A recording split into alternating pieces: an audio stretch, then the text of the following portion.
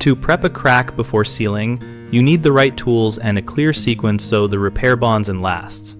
First, widen the crack slightly with a diamond saw blade fitted to a circular saw or an angle grinder so sealant reaches clean, sound material. Cut just enough to make a uniform groove about 1/4 to 1/2 inch deep, depending on joint width. Next, remove loose material and latence with a grinder using a nylon bristle cup. This cleans without digging into good substrate. Use a shop vacuum or a leaf blower to extract dust and particles from the groove so the sealant adheres to solid faces, not dust.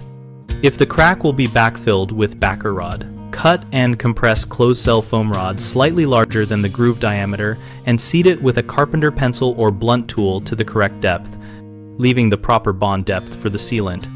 Check the edges for feathering and, if present, abrade with a medium grit hand sanding block so the sealant has uniform contact. Finally, wipe the area with a damp cloth or a manufacturer-recommended solvent and allow full drying time before applying sealant to prevent adhesion failure. Common mistakes are undercutting or overcutting the groove, which leads to poor sealant support or weakened substrate, so measure and make shallow trial cuts before committing and maintain steady, controlled passes.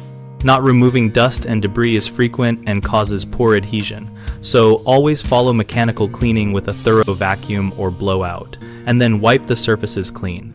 Placing backer rod incorrectly can trap voids or set the bond depth wrong. Choose a rod slightly larger than the groove. Compress it evenly with a carpenter pencil so the sealant thickness matches manufacturer guidance, and leave a clean channel for tooling the sealant. Our site, bighomeprojects.com, connects homeowners with local contractors by helping people list projects and find professionals who respond.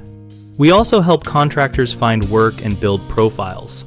And we host an active discussion community where members share tips, ask questions, and compare product and tool experiences.